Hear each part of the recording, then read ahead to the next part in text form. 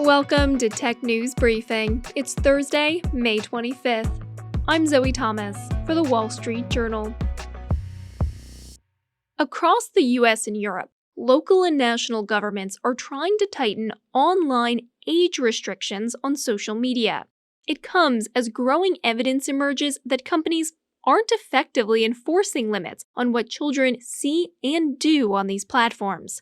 Joining me to talk about this is our European tech reporter, Sam Schechner. Sam, before we get into the efforts by lawmakers, can you tell us a bit more about what's driving this? Well, a major thing that's driving this is that a lot of kids use social media even though they're actually below the minimum age in the US and well below in some other parts of the world where the minimum age is higher. We looked at surveys from the US, but also from other countries, Ireland, the UK, France, that show in some cases up to a third of kids, or sometimes even we're talking half or more of kids ages 8 to 12 have accounts on at least one social media service. I mean, in the US, most social media companies set the age limit at 13.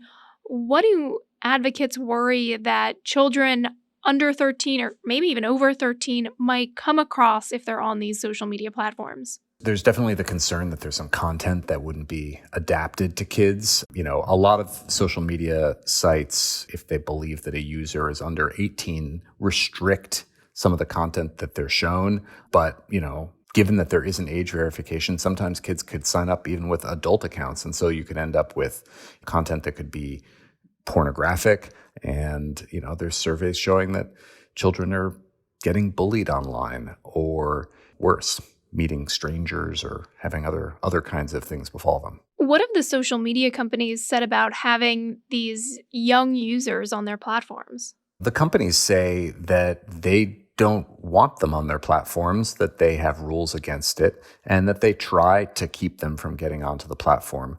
In some cases, they've set up dedicated services for younger kids that have even more restrictions on the types of content and restrictions on gathering any data about those kids without consent from their parents. What are some of the challenges that the companies say they face in enforcing their own policies around age? That's a really good question because, my colleague Jeff and I actually did some research on this. We, looked around, for instance, on Instagram. It wasn't that hard to find accounts where kids were openly identifying themselves as being under 13, which definitely raises the question of whether or not the companies really are effectively enforcing their own policies.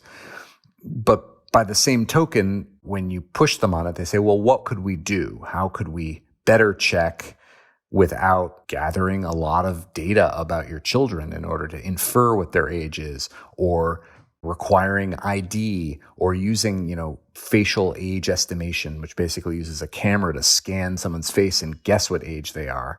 Okay, so that's some of the challenges. Let's talk about what lawmakers are doing to try and address this. Can you give us some examples of some of the steps they've taken?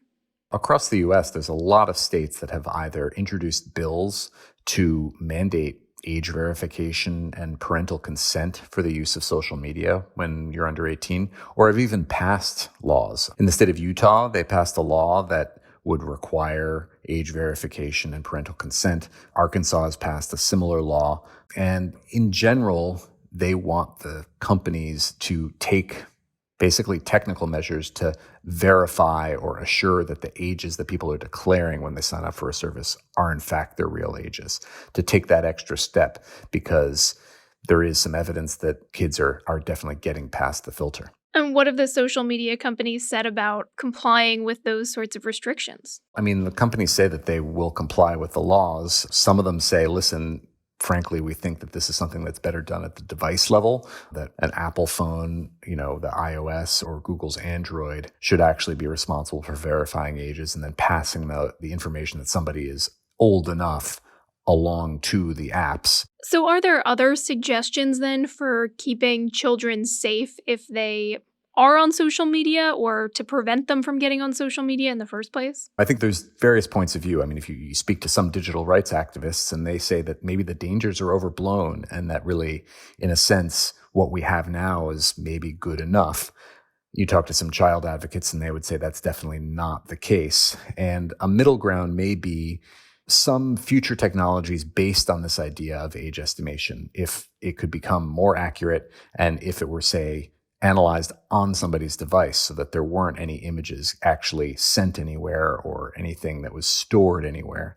On the other hand, civil liberties activists say that any kind of facial scanning is likely to have a chilling effect on access to information, both from teenagers and adults who legitimately ought to be able to access it, but might be scared off by the potential they could be identified. All right, that's our European tech reporter, Sam Schechner. And that's it for today's Tech News Briefing. For more tech stories, head over to our website, WSJ.com. I'm Zoe Thomas for the Wall Street Journal. Thanks for listening.